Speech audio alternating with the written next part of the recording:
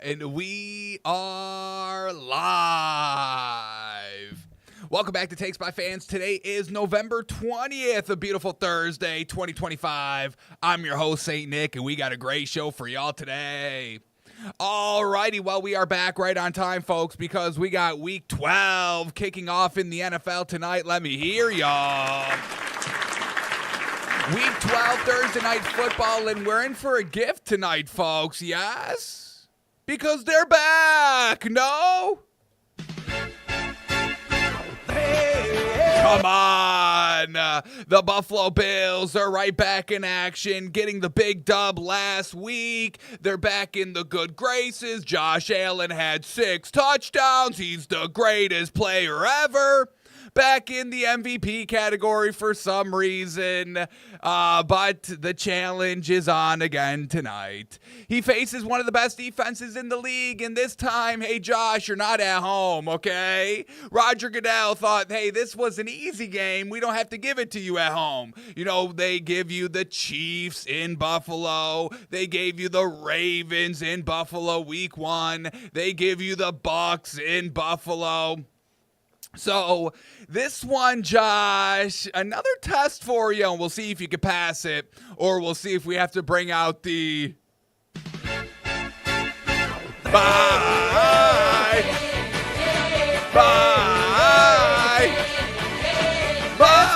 MVP, bye top 10 power rankings, bye.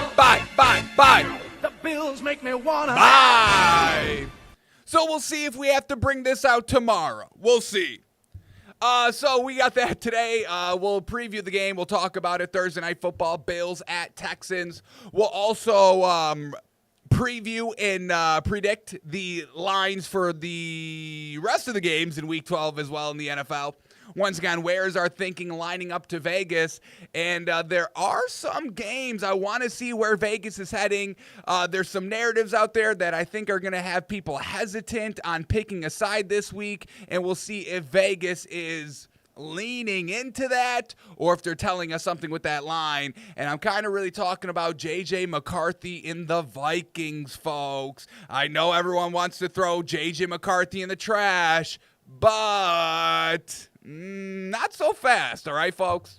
We got stuff to talk about, and we're going to talk about J.J. McCarthy. We'll tell you why you probably shouldn't be throwing him in the trash right now. So we got that today on the show, but before we start talking about NFL, let's head over to the basketball side of things. We are going to stay with football. And, oh no.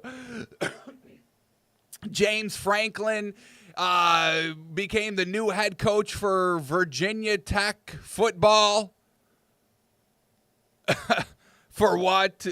For why James Franklin? Well, we know why. Once again, Penn State doesn't want to pay James Franklin, so they forced him to go to another school so they don't have to pay him all that money in his contract. Virginia Tech is taking on some of that burden. So let's hear from James Franklin, and shout out to Virginia Tech. I mean, getting swindled. Give it up for them.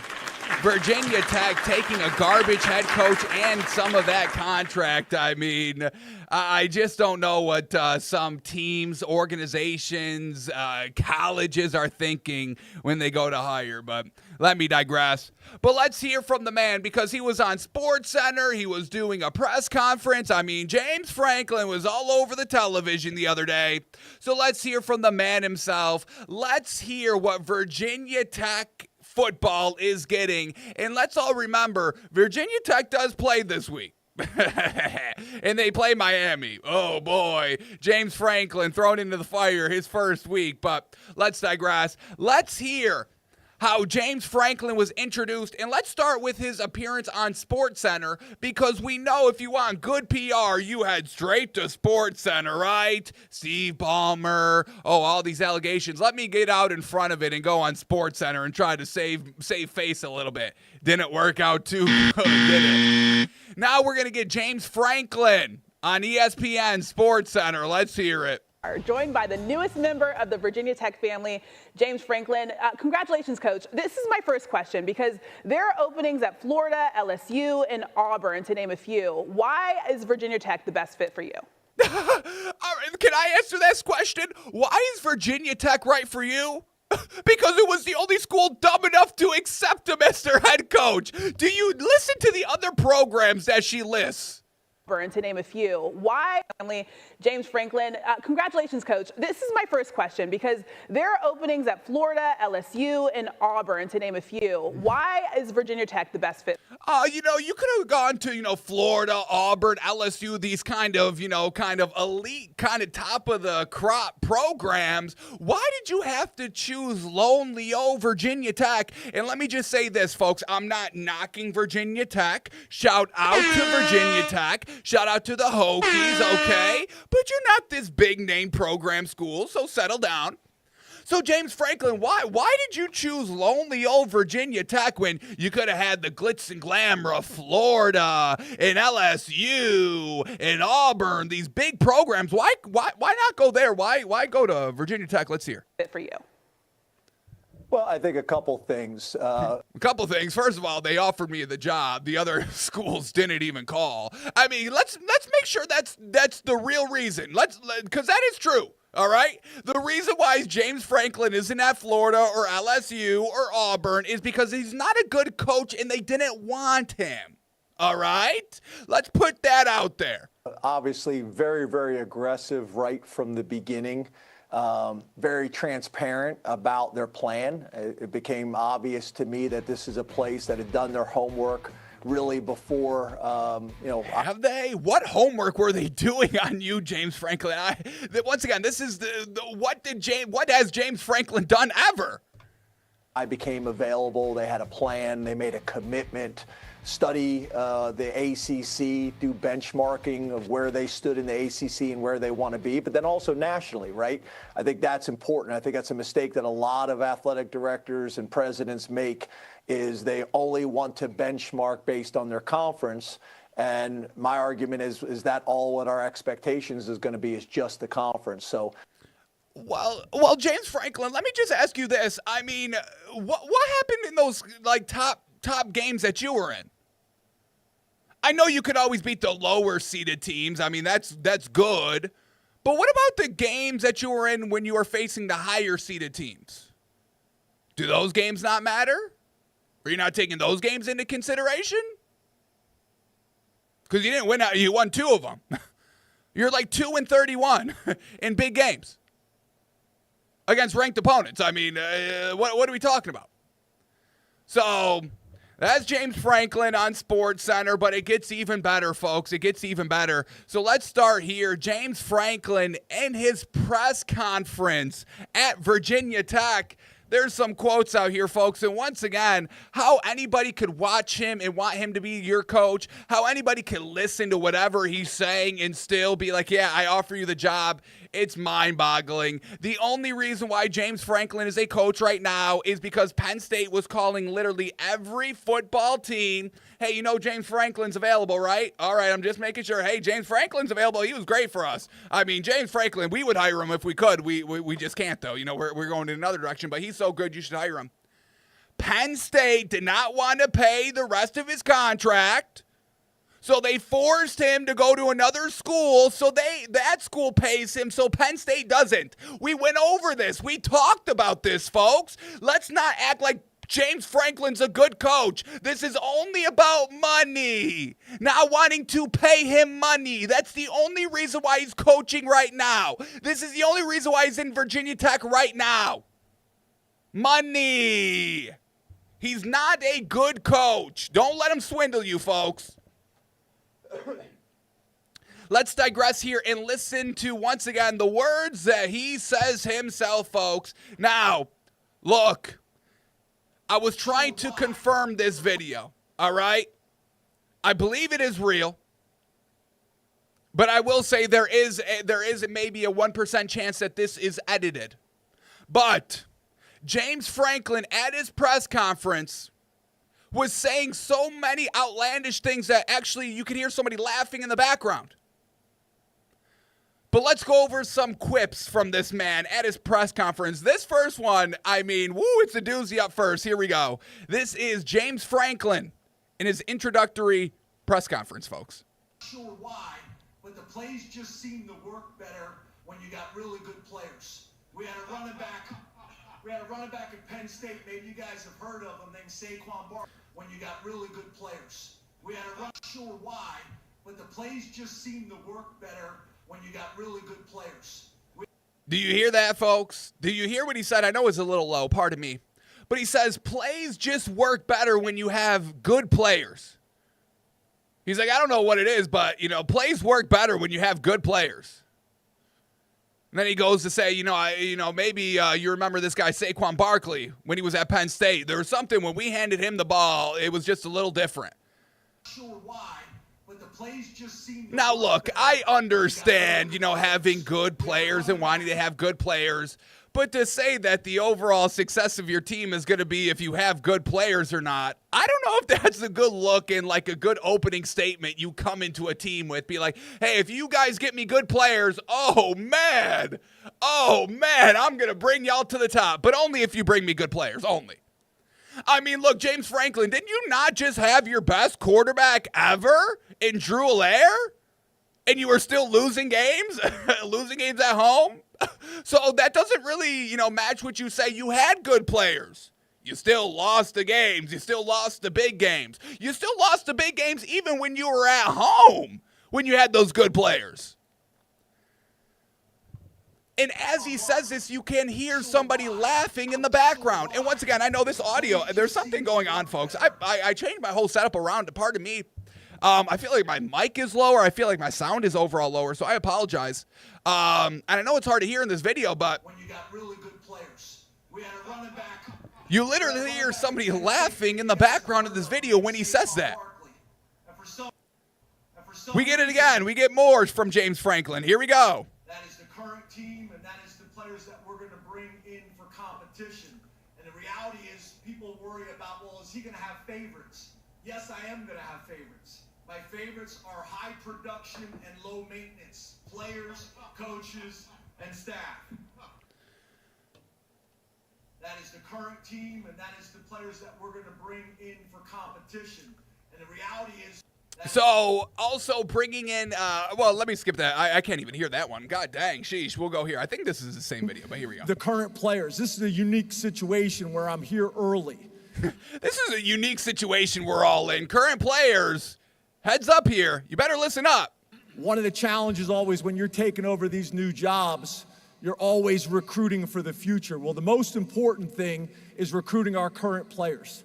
I'm going to get a chance to visit with those young men today.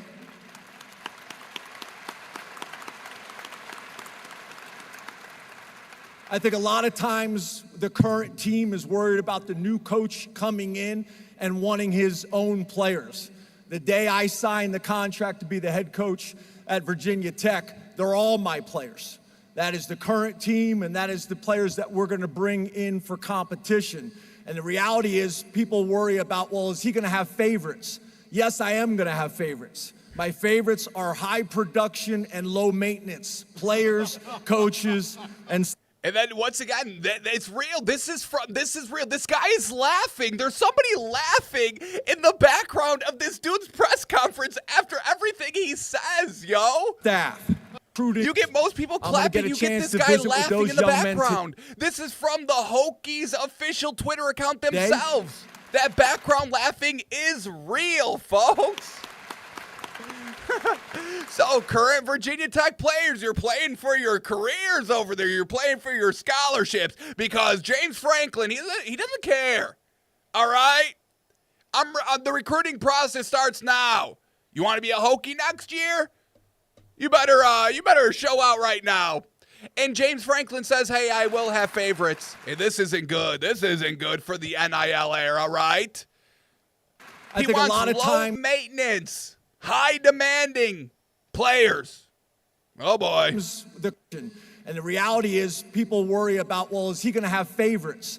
Yes, I am going to have favorites. My favorites are high production and low maintenance. High production, low maintenance. So beware when you're around James Franklin, folks, or you might not be a Hokie next year. Wouldn't that just be awful?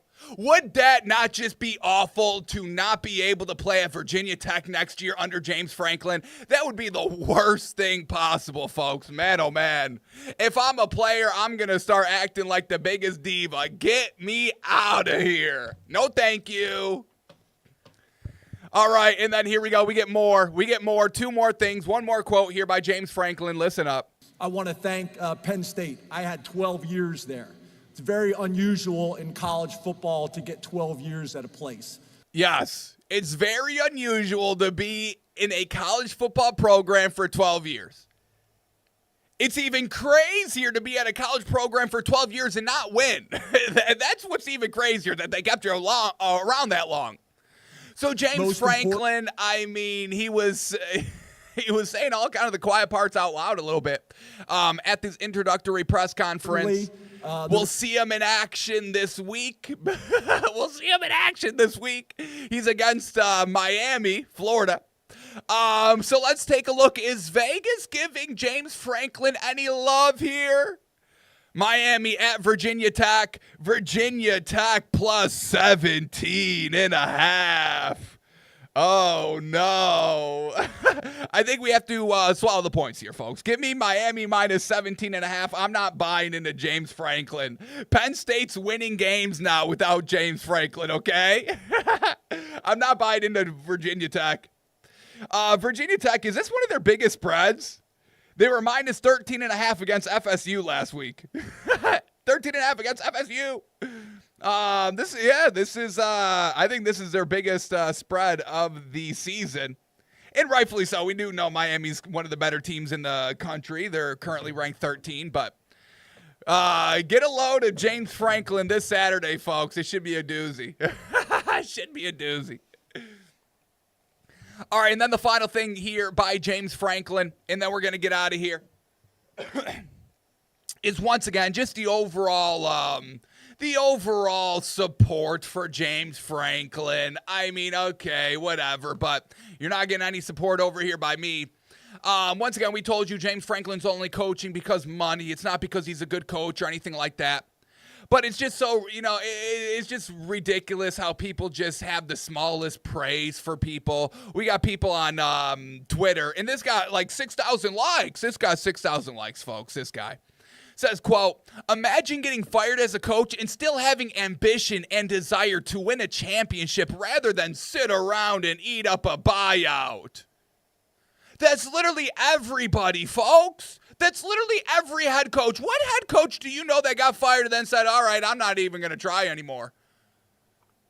Every head coach, they get fired, they want to be coaching again. If you're a coach, you like to coach, that's why you're a coach.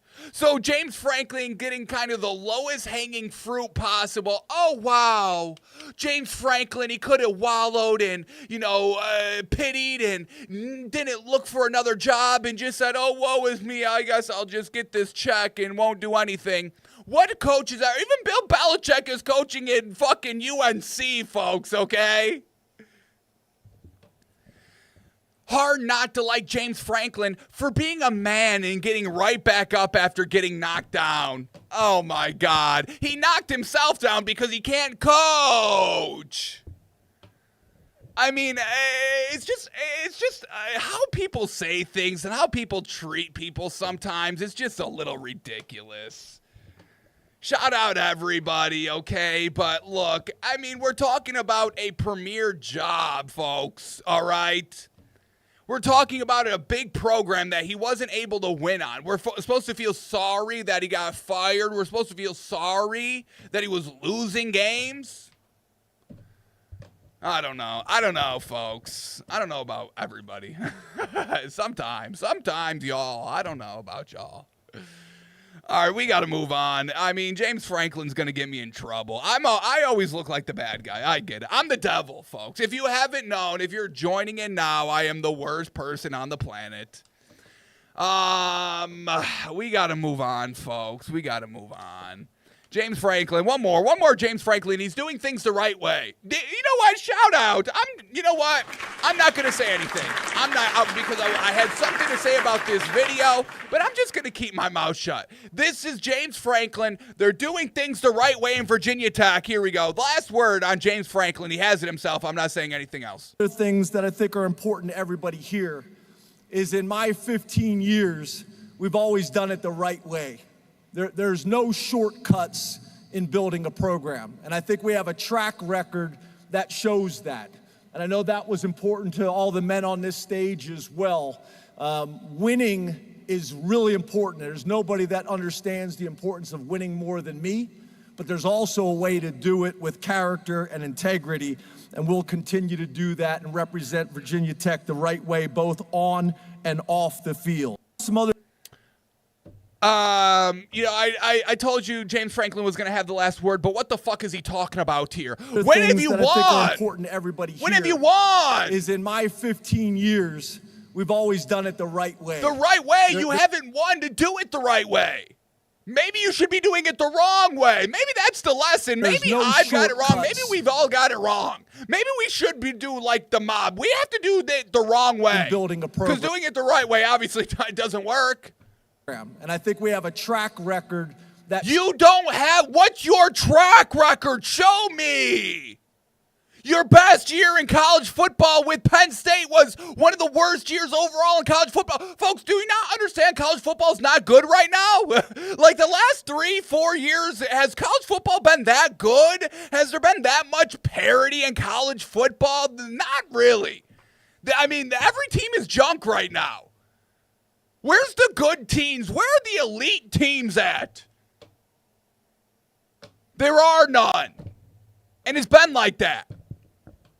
So that's James Franklin, shows that. folks. And I know The that man was that will get important up in to the all the podium men and on spew lie after lie, false after false. stage is- Hey, I know winning. as well. And that's why they brought me in. Winning is really important. There's nobody that understands. Is it that important? Because you didn't treat it that important at Penn State.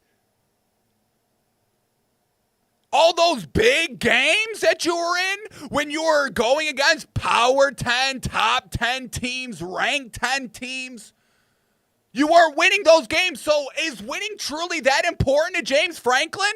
Because he didn't show it when he was with Penn State for 12 years. Understands the Had importance. his best quarterback he's ever had this season, Drew Allar, who I am a little bit of a fan of. I was coming around the corner on Drew myself. And you were still losing. You were still losing games at home. You were still losing big games. You were still losing to unranked opponents. Did you lose to Northwestern at home?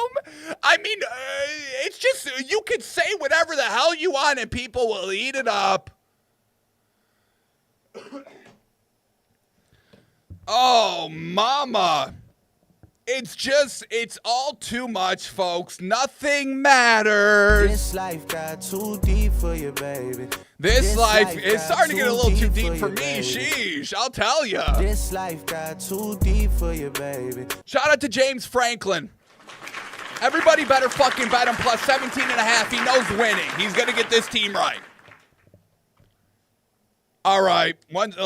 Truly, we're done. We're done on the James Franklin. Oh, man. I mean, he's going to get absolutely blown out. He's going to get slaughtered by Miami.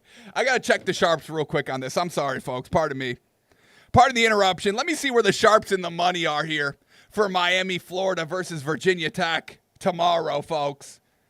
It's a noon kickoff game, so make sure you're up for it. We have to see James Franklin's first game. You don't want to miss it.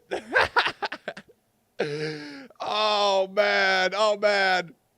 All righty, well, we got a couple of sharps on Miami, minus the points there, folks. A little bit of the sharps, a little bit of the sharp, a little bit of the public is on Virginia Tech with the points. Or, pardon me, the public is on Miami, a little sharps on Miami.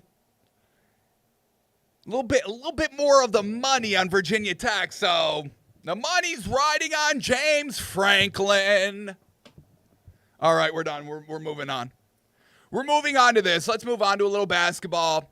And the NBA is going to have to change something. It's going to have to change something. I mean, we cannot keep going with the 82 games. is just enough now. Look, I told y'all, the start of the NBA season, it was very good. Great hype, great coverage. It was all very, very good. But now, what are we, 3 weeks in? Injuries are starting to pop up. And this is really, it's taken the stars out of it. Let alone all the injuries from last season. Tatum, Lillard, Tyrese Halliburton, the entire East going down late last season. We're also now missing Giannis for some time, about a week, 2 weeks. We're missing Wemby now for 2-3 weeks, and that's really the problem. It was great right off the rip. Wemby was going hard, Giannis was going hard. It was great. But now all these injuries are happening, taking the stars away from the game. Now they're away from the team for a week, 2-3 weeks, a month. Missing multiple games. And I really think it brings down the overall energy of the NBA when you're number one, when your big players aren't playing. We got to kind of take the schedule down. 82 games. It's not consistent. You can't do it in today's NBA. They're too athletic.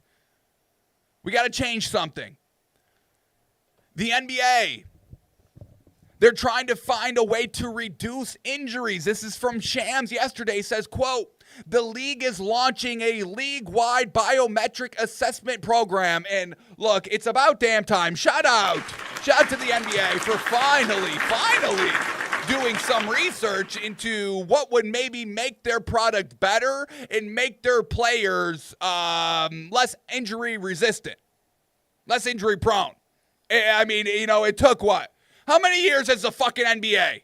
How much money has the NBA made? It's about damn time they start treating this as like a true product. Once again, NFL, no full-time refs. I mean, what a fucking clown show. What a joke. All the money you can't pay these refs.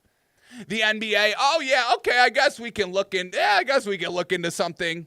I guess we could find a way to reduce injuries, I guess. Quote, the league is launching a league-wide biometrics assessment program. More than 500 players have already gone through a level of testing. There are 4 rounds of biometric testing that still need to be completed for the rest of the season, and that's going to be used to optimize performance and try to reduce injuries moving forward. So at least they're trying to take some action to reduce these injuries. But really, I think, we'll see what the data shows, and we won't even have the data until the end of this year, so not a lot of urgency going on with this biometrics program, okay? But, I think we're going to have to shorten the season. And obviously the NBA isn't going to want to do that because less money for them, less revenue, the world is falling. How can they ever live? The NBA, these owners are going to go bankrupt if they don't play 82 games. Oh my goodness. So something's going to have to give because, now I'm a little bit ick with basketball. Once again, shout out the young generation, the young rising stars, shout out. But, don't tell me that Victor Wembanyama and Giannis don't make the game exciting. Don't make the game more enjoyable, more watchable overall. And when you've got, good teams that are showing that they're winning games and being good, and then their top player goes out and then they start losing games, it's annoying. It's annoying to bet. It's annoying to watch for the overall sport.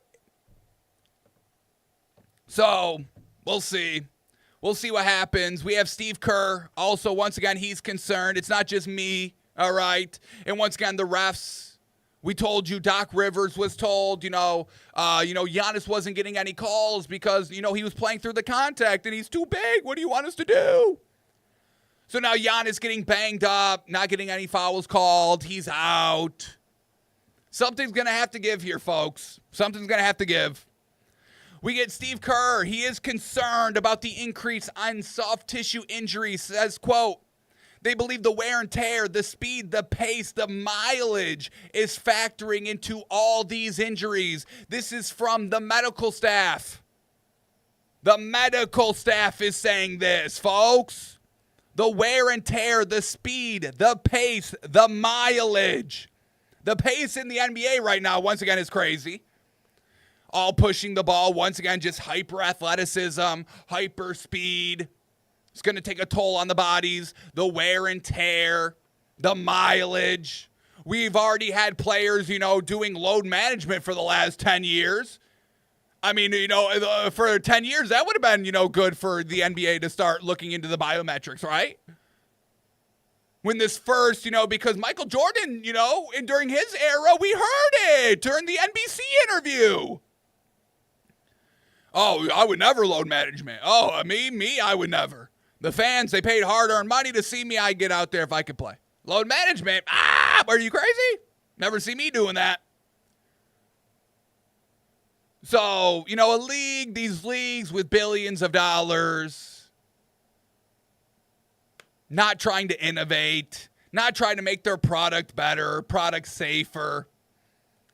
It's all about the money, the bottom line. How much more can I profit?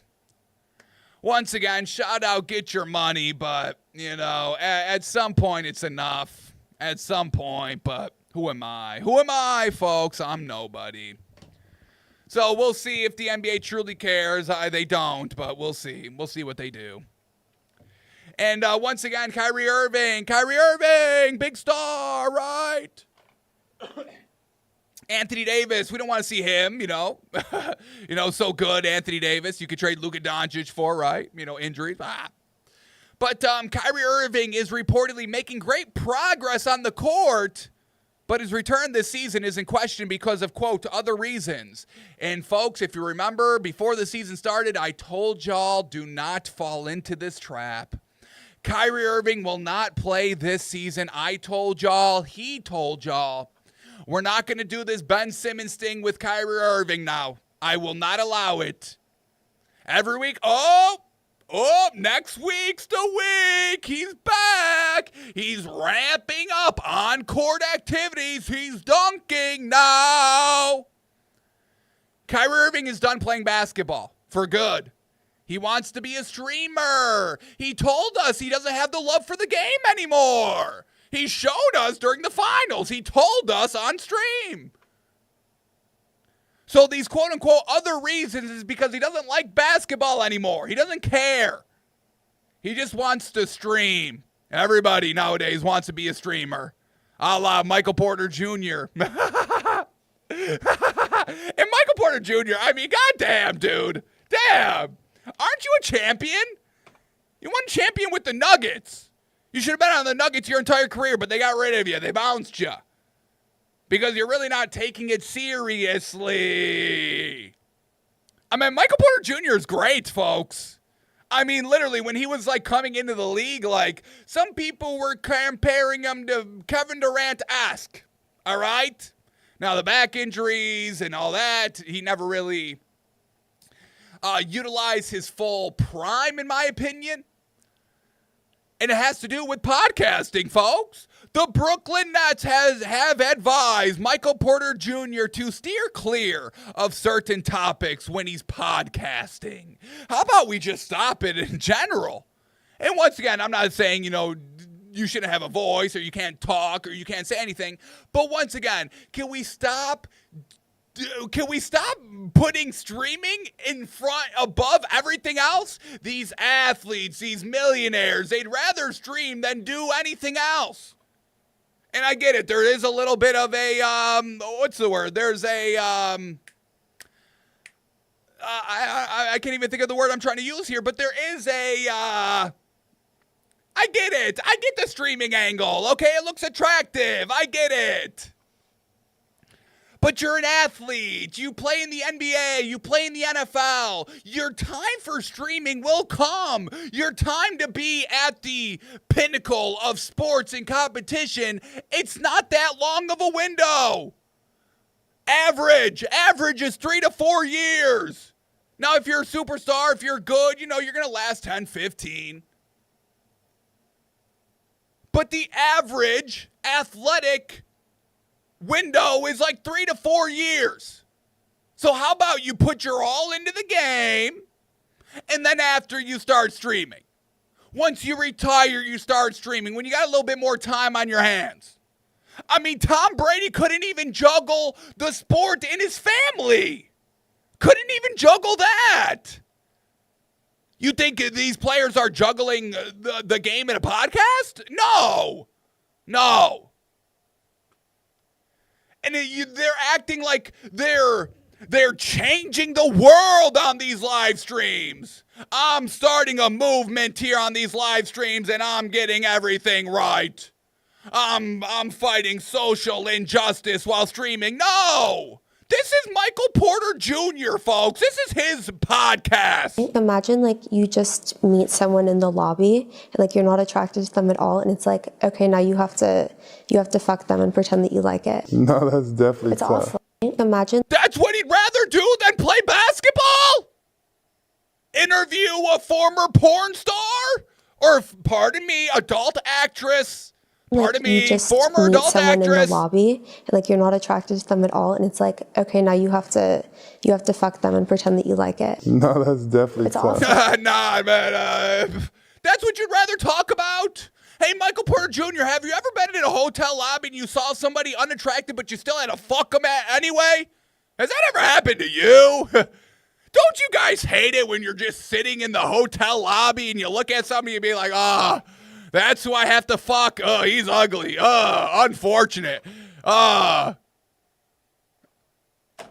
Okay, yeah, Michael Porter, don't work on your fucking three-point shot. How about you talk to Imagine Lana like, you Rhodes just about how it meet is to someone in fuck the an ugly lobby, person? like you're not attracted to them at all, and it's like, okay, now you have to fuck them and pretend that you like it. No, that's definitely Nah, man, that's tough. never happened to me. Imagine That's like crazy. you just meet someone in the lobby. Very interesting. Oh, my God, great content. Shout out to Michael Porter Jr. for his great content on podcasting. And it's not just in the NBA, folks. Obviously, we know this. But once again, same thing. Marlon Humphreys. Stop it. Stop it with your podcast. Always streaming. Always on Instagram Live. Turn it off. Turn it off. And that's why I like Lamar Jackson so much. He's always telling them to put it away. What the fuck are y'all doing? We have Marlon Humphreys on the team plane after a win last week. Goes on Instagram Live. Let's see, is this content really worth it? Let's see, 15-second video. Dude, you cannot be on live if you didn't play. I actually asked Charles and he said it's okay, so go ahead. Love you, boys. There we go. Good job. Great job. Great work. I worked hard today, man. Cheering my guys on. Dude, you cannot be on live if you didn't play. I actually asked Charles and he said it's okay, so go ahead. Guy says you can't be on live here on the plane. Marlon Humphreys says Lamar said it was okay. Lamar always tells him to turn it off. He thinks this is funny. The man isn't even There we playing. go. Good job. Great job. Great work. I mean, there's always people like this that don't take things seriously. I mean, hey, we're trying to fucking win a Super Bowl worked here, and hard you're on today, Instagram man. Live Cheering my fucking guys on. around. Dude, you cannot be on live if you didn't play. I actually asked Charles and he said it's okay, so go ahead. So, I mean, that's what's more important than the actual game. Lana Rhodes and There we go. Good Instagram job. Great Live job. from the Great team work. playing. It's I all worked very hard. good, folks. It's all very good. And before y'all come at me, I'm not an athlete, so how about y'all shut up, okay? All right, because I already know, well, thanks, my fans isn't that great either. Well, it is, but settle down, because what other podcast you getting this from, folks, okay? Bye. All right, so settle down. I would love to have Marlon Humphrey or Michael Porter Jr. on my show, okay? All right. All right, let's move on here. Let's shift gears to the NFL now. And before we start looking at the lines for Week 12 in the NFL, a couple of stories to touch upon, so let's quickly touch upon them. And let's touch upon this. Once again, I'm in a little bit of a mood today, folks. I'm in a mood today, all right? And once again, maybe Chip Kelly should start podcasting because the NFL isn't working out for him. And, this just goes back to the whole James Franklin things. Why are we recycling garbage? Stop. It's enough with the money. Cut the money loose. Be done with it. Stop forcing trash onto others because you made bad financial decisions. Everybody can get bailed out besides the small guy. Am I right?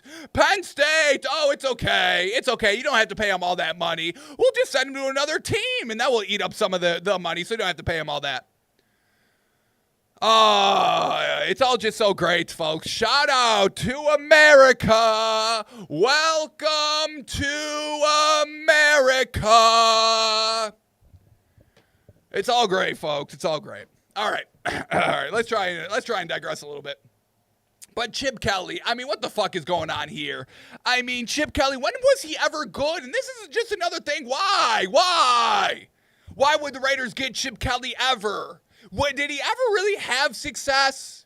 A little in Oregon when he was running a college system that really didn't translate too well in the NFL because obviously, and he's still hanging around. And not only is he still in the NFL, but he's making $6 million a year. The highest paid coordinator in the NFL. Like, what the fuck? The players didn't even like him when he was the head coach. Multiple stories, bad stories are out about Chip Kelly. And how he handles kind of people in the locker room. Not great. I mean, look, I don't think Geno Smith is great either, but we get Geno Smith. I mean, I'll shout him out here. He's taken all the credit for the failure. Every time you hear Geno Smith, it's on me. It's my fault. I mean, yeah, it's all me. I'm trash. I'm garbage. It's all me.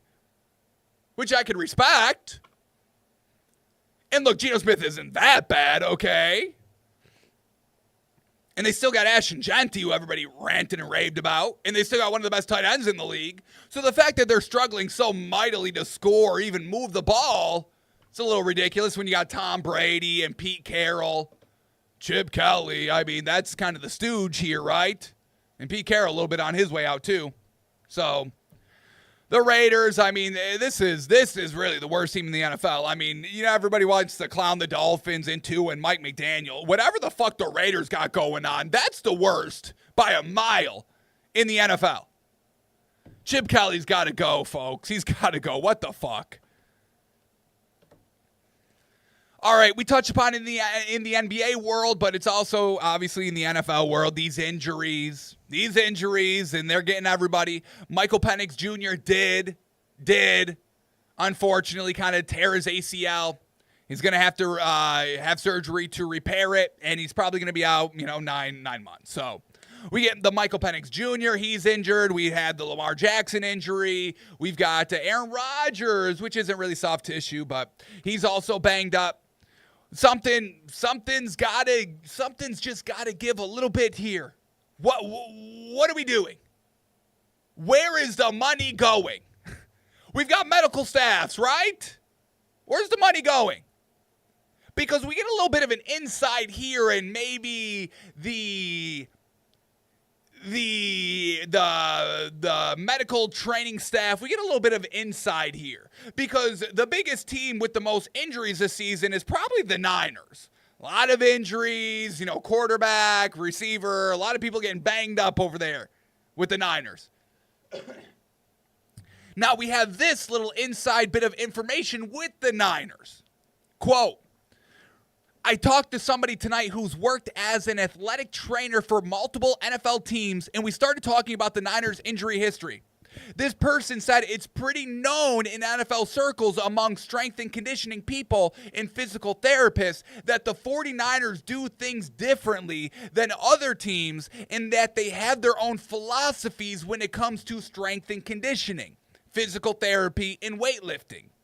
This individual knows of head athletic trainer Dustin Little and said he has his own style of things he teaches and incorporates with the Niners' weightlifting, movement techniques, and training strategy. People across the league are aware of how the 49ers do things because, quote, it's their way, and they think this could be playing a big role into the Niners' injury problems. It's not to say that what Little incorporates is wrong or bad. It's just different than what other teams do. So once again, all these teams with all this money, all these technological advancements, and everybody does things differently. Nobody can get a concrete answer on what actually works and what doesn't. The NBA now finally, all right, yeah, let's try and get a little research behind this. Let's have a league-wide biometrics assessment program. Let's try that. It's just like my issue with ESPN. It's like, okay, you were at the top for so long. Well, if you're not innovating, if you're not getting better, something eventually is going to come and take your spot. We've seen the NBA, just dropping in ratings. Crazily. While baseball kind of climbing a little bit. And never in my 30 years on this planet would I ever really say, yeah, baseball's a little bit better than the NBA. I always kind of ranked it, football, NFL, NBA, MLB, then probably NHL. So, everybody likes to take all the profits and all that, but nobody likes to integrate. Nobody wants to get better. All right. So, we're still having injuries all over the place. It's ruining the game. Quarterbacks getting taken out. We do get this good news. Joe Burrow probably back this week, folks. Joe Burrow was a full participant in practice. Zach Taylor isn't confirming he's the starter this week, but he's back out in the field and he's a full participant in practice. So watch out, folks. Burrow is back. And kind of right on time because the AFC is a little bit open in the wild cards. And even in their own division. All right. One last thing, and then we're going to get to the predicting and reacting to this week's lines. But I do want to talk about J.J. McCarthy and the Vikings a little bit because I think everybody is I think everyone's throwing J.J. McCarthy out, threw him in the garbage, the dumpster. But I think we have to pump our brakes a little bit. J.J. McCarthy, is he the best quarterback in the league? No. But the issue with J.J. McCarthy, the only really issue is his fundamentals, his throwing base.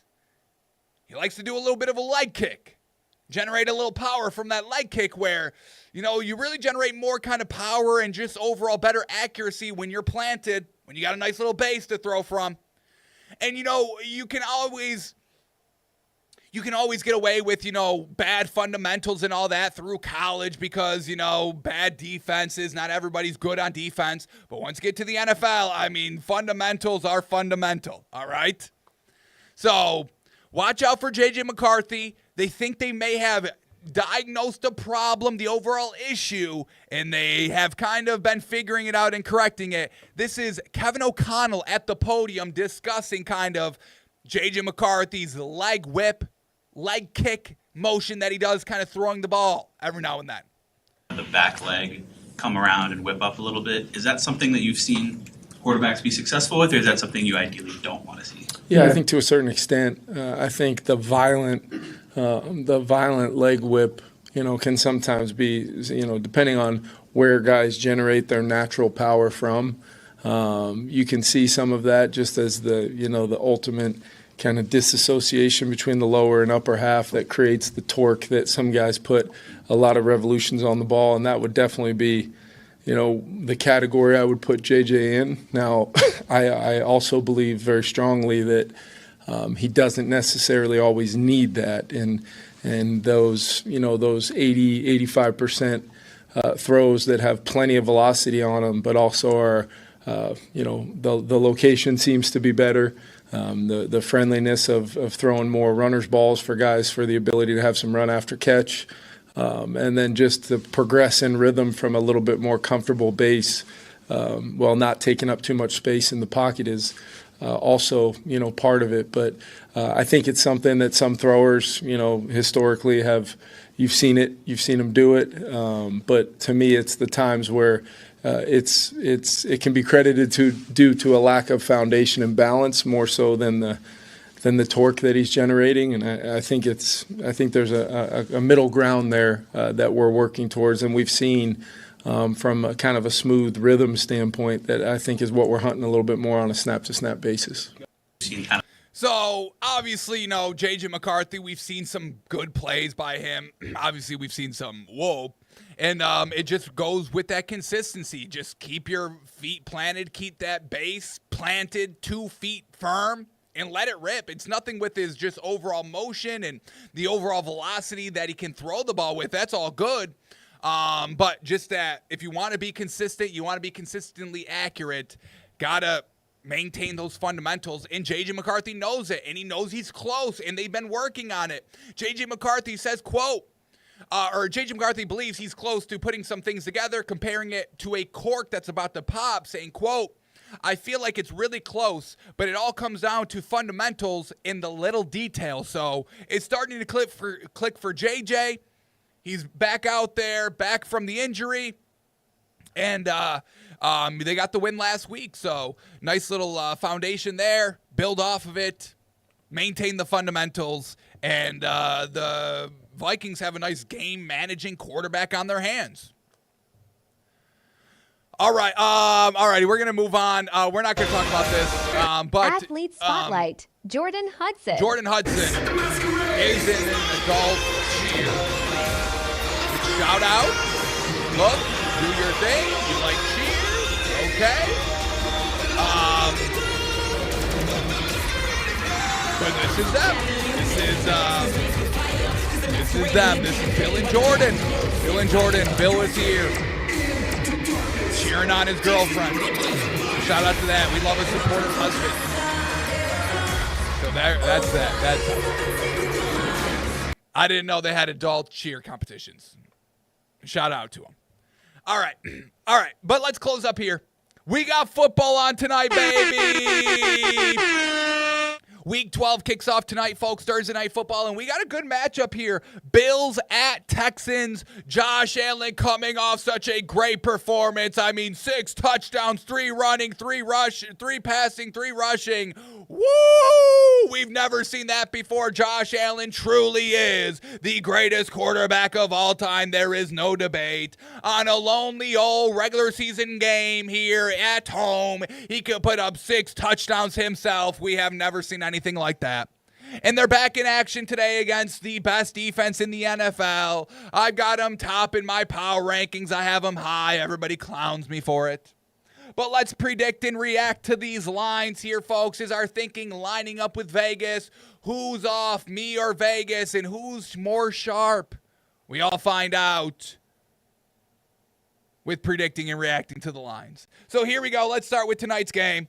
We've got Bills at Texans now. CJ Stroud still out. Jeez Louise, he's got to get back. Good God. Shout out Davis Mills, but it's not anything you can really rely on. The running game hasn't really been effective for the Texans either. We really love their defense. Shout out Nico Collins. He's still kind of getting it done. I think he scored a touchdown these last 2 weeks, even with no CJ Stroud, so we like that. Josh Allen, he's doing it all. I believe Keon Coleman is still benched. Burlington Coat is benched again. But yeah, this is interesting. We like the Texans defense a lot, but this Texans offense, I don't think they really have a shot. And this Bills defense, it's something. It's solid. It's good.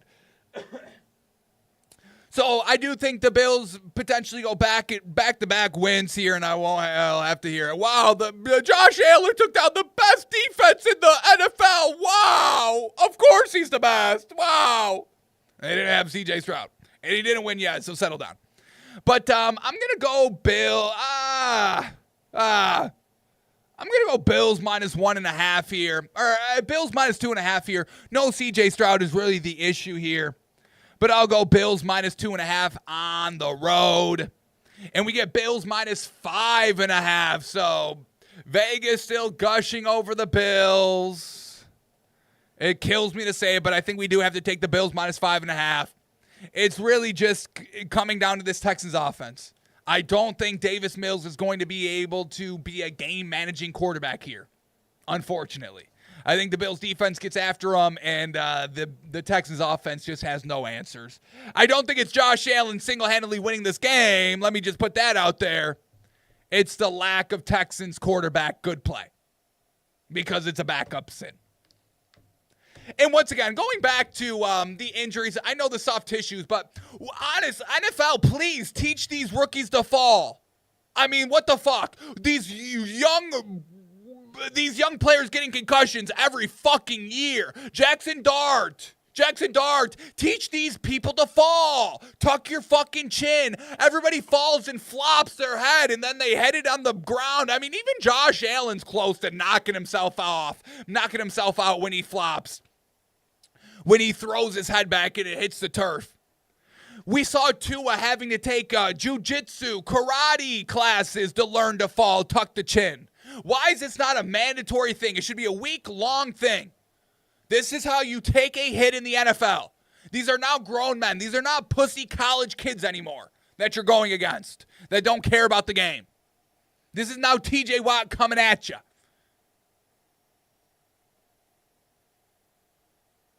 Everybody should be learning to get hit and how to take a hit. Once again, the NFL sees issues in their league and they're like, how do we stop this? Oh my goodness. Oh, there's nothing to do. I guess we just do nothing. Okay. Oh, concussions. Yeah, no, we've done the studies. It doesn't say anything. Don't look. Yeah, wear the Guardian cap. That will do it. That helps. How about maybe we even just design a different whole helmet, which I think is in the works, and I don't think I'm allowed to talk about it. I think it's supposed to be a lot of hush-hush because this Guardian cap is supposed to be the moneymaker. But once again, how about we take a charge of our fucking product? We're making billions of dollars in profit. How about we fix our fucking product? Let me digress. Bills minus 5.5. I think we are going to have to take it here tonight. Settle down, Bill Mafia. Settle down, Josh Allen. It's not because of you. All right. So that's Thursday Night Football. Should be a good game tonight. Should be a good game. All right, but here we go. Let's keep going here on the slate. We get Giants at Lions, and no more international games, so we're all at 1 o'clock now. We get Giants at Lions. Giants at Lions here. And look, this Giants team, I like Jameis Winston. We'll see if, a full week at practice kind of helps him out. We'll see if the new interim head coach can get that figured out as well. But this Lions team, they're kind of just looking for another dominant win. When they kind of go close and then they get some losses, they really kind of pounce here. We get Dan Campbell, another game, calling plays, getting a little bit better. And a game where this Lions defense can kind of tee off a little bit. I like the Lions here. I like them a little big. I'm going to go Lions minus 9.5.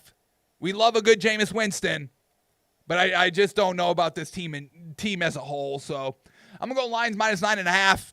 And there it is, Lions minus 10.5. So Vegas thinking kind of the same way. I think that's fine to take. Swallow the points.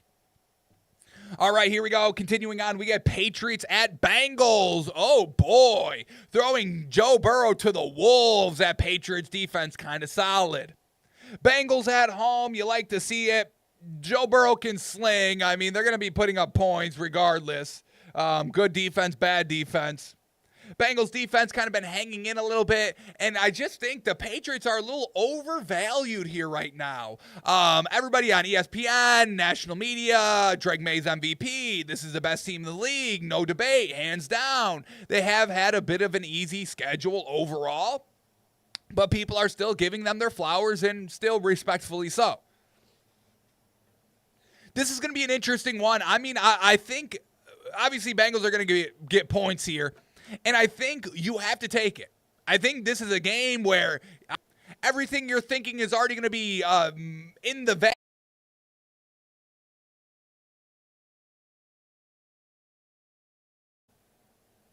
We get over a touchdown. It's an easy gobble, I think. I'm going to go Bengals plus 5.5. And it's Bengals plus 6.5, right under a full touchdown hook, you dirty dogs. I like buying this up to Bengals plus 7.5, honestly. I think they keep it close. And once again, this Bengals defense, there's been something to kind of hang your hat on every now and then. I like the Bengals here this week, folks. I think I like them a lot. All right, next one up, we get Jets at Ravens, and thank you, Aaron Glenn, for destroying my $160,000 season-long parlay. I appreciate that. Needed Justin Fields for 15 passing touchdowns. Obviously, he hasn't been looking great all season, but it's still a little on track, and they bench him. So Now it's truly dead in the water, so thank you for that. But yeah, Ravens should. Well, I don't know. What the fuck are the Ravens, dude? I know they went a little close toe-to-toe with the Browns last week, but we know the Browns are a little bit of a different beast. You go division. Ravens should blow them out. Once again, another team that's due just for a little bit of their resurgence, a nice pop, and then everyone's like, well, of course they're good. We always knew they were good. It's just when they were going to show it. So I think this is a week for them. I'm going to go Ravens minus 13.5. Try to get it under that 2-touchdown hook. And we do. Bingo, bango. Right on the money there. Ravens minus 13.5 here.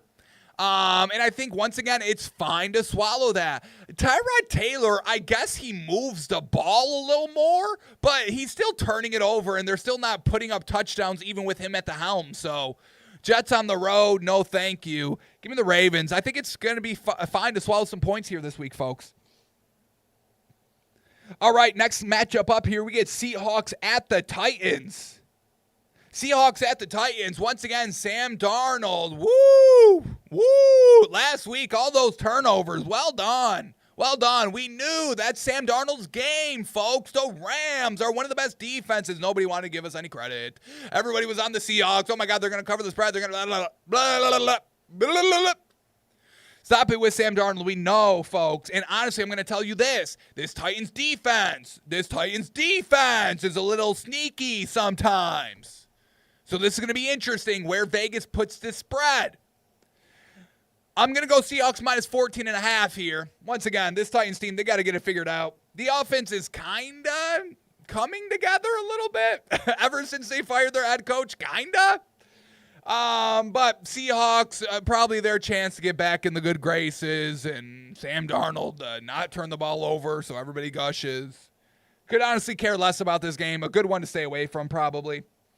I'm going to go Seahawks minus 14.5, and it's Seahawks minus 13.5, so I'm staying away. I want no part in this game. No thank you. Y'all swallow the points. Y'all report back on Monday if it was good or not. I want no part. All right. Now we get Colts at Chiefs, and this may be the game of the week, folks. We've seen Patrick Mahomes getting exposed a little bit, exposed in the Super Bowls. Now that exposure is starting to creep into the regular season where we never really saw it there before. We get this Colts team, Daniel Jones still having those kind of very ugly turnovers where he looks like a newborn calf, fresh out the womb. Doesn't look like that's the only way I can describe it. It's like he's not like comfortable on his feet with his limbs. It's like, Daniel, can you come into your own body here, please? Jeez. We like this Chiefs defense. It's kind of been getting a little, it hasn't been locking in when they need to. Just got outplayed by the Broncos last week. Not a good look, I'll tell you. But this Colts defense is a little bit of another animal as well, and I think they're going to be able to handle Patrick Mahomes decently here. I think Vegas is still going to give love to the Chiefs, but I don't think they should. I'm going to go Colts minus 1.5 here on the road. Once again, I'm done with these teams, these inconsistent, the Chiefs so inconsistent. I'm not just going to prop them up because what they've done in the past. I'm going to go Colts minus 1.5, and I'm believing in Daniel Jones and Shane Steichen. And there it is, Chiefs minus 3.5, Vegas gushing over the Chiefs. It seems like a trap bet, but I think I got to take the value. Give me Daniel Jones plus 3.5. At worst case, they lose by 3. I don't see them losing by more. 3 or 7. Does Patrick Mahomes have the ball in his hands last or not? What's the score? There's 2 ways this game goes. It's tied with the Chiefs ball in their hands last. They go down, they kick the game-winning walk-off field goal, or this is Colts are down 7 with Daniel Jones ball in his hands last, and they either tie the game going to overtime or they lose by 7. So maybe 3 isn't value here. Ugh. We should take the Colts here. We should. All right, but we don't got to lock anything in right now. We're all just getting our thoughts out. All right, but let's keep working. Let's keep working here. Next one up, we get Vikings at Packers. Vikings at Packers, and we were telling y'all, don't write off J.J. McCarthy just quite yet. And Vegas is going to tell us if we should or not. Truly, this spread will tell us all we need to know. But I don't believe in the Packers, and I like this Vikings defense. I'll probably call it Packers minus 1.5. Packers minus 1.5 at home. I wipe my hands of the Packers. I like J.J. McCarthy better than Jordan Love right now, folks. I'm going Vikings. Vikings plus 1.5. Packers minus 1.5. Oh, okay. Okay. There it is. There it is. Get the value right now, folks. Vikings plus 6.5. Are you crazy? The leg whip. Stop it. J.J. McCarthy is going to be thrown from a nice clean base all fucking game long. Stop on Jordan Love in this Packers offense that never lives up to the hype. Give me the plus 6.5. I'll buy the half a point. Give me the touchdown. Get out of here. All right, we get Steelers at Bears. Steelers at Bears. Should be a good one. Aaron Rodgers, we don't know. Is he in? Is he out? We'll know more maybe by the end of today. I think Aaron Rodgers is going to tough it out. It's the Bears. You know how he likes to clown that division. But once again, this Steelers offense is just not great. This Bears defense isn't great either. I'm going to go Bears minus 1. Bears minus 1. Bears minus 2.5. So Vegas giving a slight edge to the Steelers here. It's going to be an interesting, gross game probably. Probably a good one to stay away from. All right, Jags at Cardinals. Jags at Cardinals. Cardinals are atrocious. Jacoby Brissett, you got to get benched. Start Kyler Murray back, please. The Jags, big win last week. Gets everybody jazzed, juiced up. We'll see if Vegas is true believers on them. This Cardinals defense is kind of good. It's all right. The best thing about them, which isn't really that good of a compliment either. Yeah, this is gonna be interesting. I'm gonna call it Cardinals minus 1. No, I'm not. I'm gonna call it Jags minus 1.5. Jags minus 3 and Jags money line there. Go take that. Don't mess around with the points here. Don't get caught up. But no way the Cardinals win this game. That team is atrocious. Another team that just get them off my television. What the fuck are y'all doing? All right, a few more here. We get Browns at Raiders. Browns at Raiders. Chip Kelly. God, oh my goodness. There's some ugly fucking games this week. I could care less. I do not care. I'm not predicting. Browns at Raiders. The spread is Raiders minus 3.5. Okay. Oh, what an ugly fucking game. All right, now a good one. Eagles at Cowboys. Ooh, very interesting here. Division game. It's in Dallas. This Dallas defense isn't good. They're only good against bad teams. Keep that in mind. But this Eagles offense, we don't know what the fuck is it good? We don't know. Can Jalen Hurts play football? There's starting to be some reports starting to trickle out that it's that the Eagles are frustrated with Jalen Hurts. And that's why kind of the passing plays to A.J. Browns aren't happening. It's because they're not totally confident in Jalen Hurts as a passer. Which, once again, I question, but what do I know? This is going to be a good one. I'm going to call it Eagles minus 3. I think you have to. It's just, is this Eagles offense going to be good? Are they going to throw the ball? They can throw this ball all over the Cowboys defense. It's just, will they? I'm going to call it Eagles minus 3. And there it is. Eagles minus 3 right on the money right there. This is going to be a good game to watch. Probably a great to say. There's some games I think we got to stay away from here. We swallow the big spreads this week. We stay away from everything else, I think. We make our official our picks tomorrow, folks. Our 5 picks. All right. We got 3 more for the week here. We got Falcons at Saints. Falcons at Saints in this one, folks. I think we can get some value on. No Michael Penix Jr. for the Falcons. Saints at home, and this Saints defense is probably the most underrated sneaky defense in the league. I'm not saying it's a good defense. I'm saying that for what it is, nobody really talks about it, and they've held some good offensive teams to not a lot of points and having to earn a lot of their yardage. So you get Kirk Cousins or whoever the Falcons are going to play. It's not even really going to matter. And the Saints, I think, can actually win this game. I'm going to say Saints +3. Anything more, I'm gushing over it. But I'm buying into the Saints team here this week.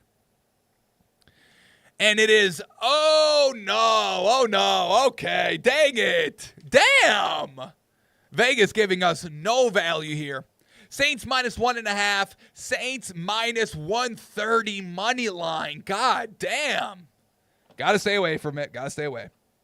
Because I'm not betting Saints at -130. I don't give a fuck who they're facing. They can face the Browns. I'm still not taking them at -130. And why the fuck am I betting the Falcons? I mean, golly, you want to investigate, and somebody, look, I'm going to say this with the most respect, okay? Shout out Arthur Blank. But if we're talking about mob ties and fixing games, you'll take one look at Arthur Smith and tell me he's not in the mafia, okay? Shout out to Arthur Blank, big fan, but come on. All right, we get our Monday Night Football game, Bucks at Rams, and loving the Rams here. I'm actually going to call it Rams -5.5. Once again, you go toe-to-toe offense, you're going to get beat. Defense can't lock in. They gave up 6 touchdowns against Josh Allen. And I think Sean McVay has a little bit of, hey, pump the brakes on Baker Mayfield, all right? I had Baker Mayfield, and I didn't really make him work, so shout out Baker, but maybe he's not as good as everybody's making him out to be. Loving the Rams here in this spot. Give me the Rams -5.5. And there it is, Rams -6.5. Vegas, right on par with our thinking. I'll swallow another point right under the touchdown hook. I've got no problem with that. Should be a great game, prime time, Sunday Night Football. All right, and then the last game of the week here, folks, we got Monday Night Football. And we got Panthers at Niners, and the Niners are going to absolutely rout this team. Oh, Panthers. Bryce Young, they're not good. They're not good offense, and the Niners will expose it. The Panthers have an okay defense. It's the best thing about the team. But I really don't even see this Panthers team putting up like 10 points. So give me like a 24-10 maximum. I'll swallow the 13.5. I'll call it my Niners -13.5 here, and we might max scroll it. Oh, my fucking God. Niners -7, dude. Niners -7. This is the best value of the entire week. There's no way this Niners team doesn't win by double digits. The max scroll play here, folks. Max scroll play, Niners -21.5 at +450. I'm liking Niners -19.5 a little bit more. Under the whole 20-point nonsense, 3 touchdowns, 2 touchdowns and 2 field goals, all that. I'll go under the 20 here. The Niners rout them, folks. Rout them. Alrighty, so we found some good value here, folks. Overall, our thinking was pretty much on par with Vegas. We were a little off last week when we were doing this. So the fact that we're a little bit tighter, a little bit closer to Vegas, I think once again we're all green lit to swallow these big point spreads. I don't think we have to really fear them. The Ravens -13.5, the Lions -10.5, liking those to swallow some points on. Alrighty, folks. Well, that is going to do it for us today, Thursday show. Appreciate everybody tuning in, watching, listening. We're back tomorrow to make our official 5 picks for the week. Let me do a little bit more research. Let me sleep on these lines. Let me see where that money is. Let me see where the public is. And we'll make our official picks tomorrow. Alrighty, well, get a good rest of your Thursday. Enjoy Thursday Night Football. We absolutely love that. Get a great rest of your Thursday. Weekend's right around the corner, baby.